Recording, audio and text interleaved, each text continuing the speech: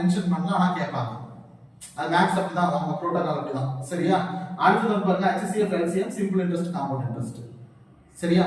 கண்டிப்பா இதான் நம்ம ஃபர்ஸ்ட் ஸ்லாட்ல நம்ம போட்டு தரவு பண்ணிக்க போறோம். அது கூட ரீசனிங்ல லாஜிக்கல் ரீசன், நீங்க ரீசனிங்ல மொத்தம் 5 டாபிக் தான் இருக்கு.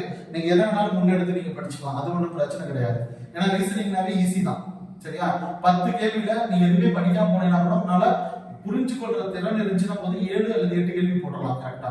ஆனா மேக்ஸ் தான் நமக்கு, மேக்ஸ் எந்த அளவுக்கு ஸ்ட்ராங்கா இருக்குமோ அதை பேஸ் பண்ணி நமக்கு ரீசனிங்ல வந்துரும். செகண்ட் ஸ்லாட் பாருங்க, ஒரே ஒரு பாடத்தை மட்டும் தான் நான் சேர்த்திருக்கேன், தமிழ் அண்ட் தமிழ் இலக்கிய வரலாறு. சரியா? இப்போ இந்த பாடத்தை வந்து நம்ம படிக்கும் போதே நல்லா புரிஞ்சுக்கோங்க. இங்க நம்ம போட்டுக்கிற ஸ்லாட், இந்த ஸ்லாட்டோட கொஞ்சம் தொல்பொருள் ஆராய்ச்சி, அடுத்தது திருக்குறள், இதெல்லாம் நான் தான் மென்ஷன் பண்ணிருப்பேன். திருக்குறள், அடுத்தது வந்து பாத்தீங்கன்னா விடுதலை போராட்டம், இதெல்லாம் வரலாறுல வரும். நான் கிளாஸ்லயே சொல்லியிருப்பேன். நீதி கட்சி